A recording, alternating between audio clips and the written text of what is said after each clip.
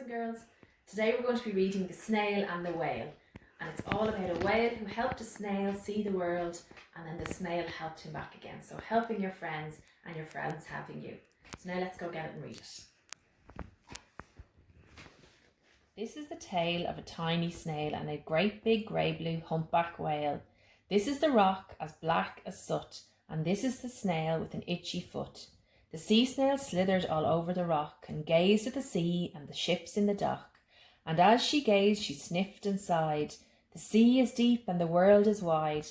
How I long to sail, said the tiny snail. These are the other snails in the flock, who all stuck tight to the smooth black rock, and said to the snail with the itchy foot, "Be quiet, don't wriggle, sit still, stay put." But the tiny sea snail sighed and sniffed, then cried, "I've got it, I'll hitch a lift." This is the trail of the tiny snail, a silvery trail that looped and curled and said, "Lift wanted around the world."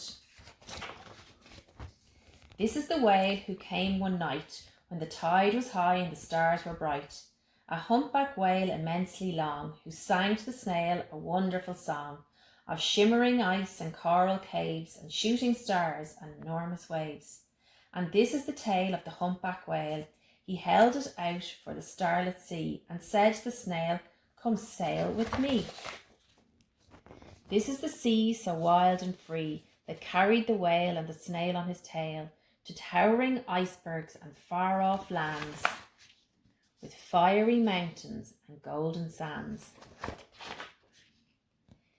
These are the waves that arched and crashed, that foamed and frolicked and sprayed and splashed, the tiny snail on the tail of the whale. These are the caves beneath the waves, where stripy fish with feathery fins and sharks with hideous toothy grins swam round the whale and the snail on his tail.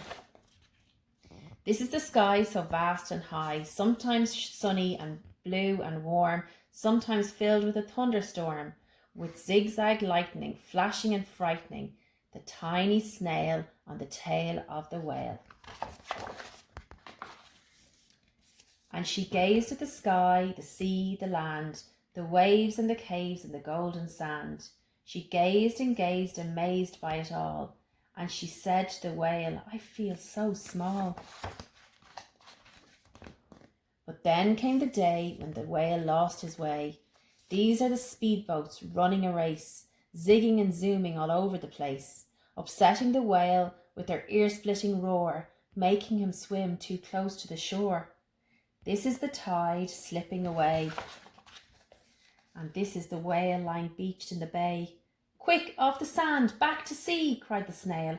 "I can't move on land, I'm too big," moaned the whale. The snail felt helpless and terribly small. "Then I've got it," she cried, and started to crawl. "I must not fail," said the tiny snail. This is the bell in the school in the bay, ringing the children in from their play. This is the teacher holding her chalk, telling the class, "Sit straight, don't talk." This is the board as black as soot, and this is the snail with an itchy foot. "A snail, a snail!" The teacher turns pale. "Look," said the children, "it's leaving a trail." This is the trail of the tiny snail, a silvery trail saying, "Save the whale." These are the children running from school, fetching the fireman, digging the pool, squirting and spraying to keep the whale cool.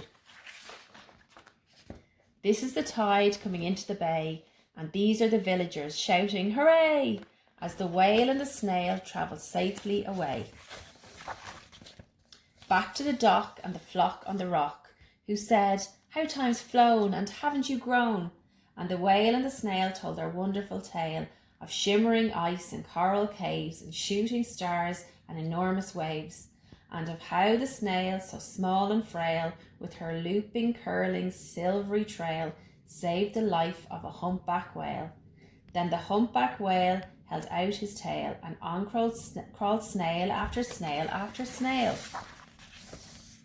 And they sang to the sea as they all set sail on the tail of the grey-blue humpback whale.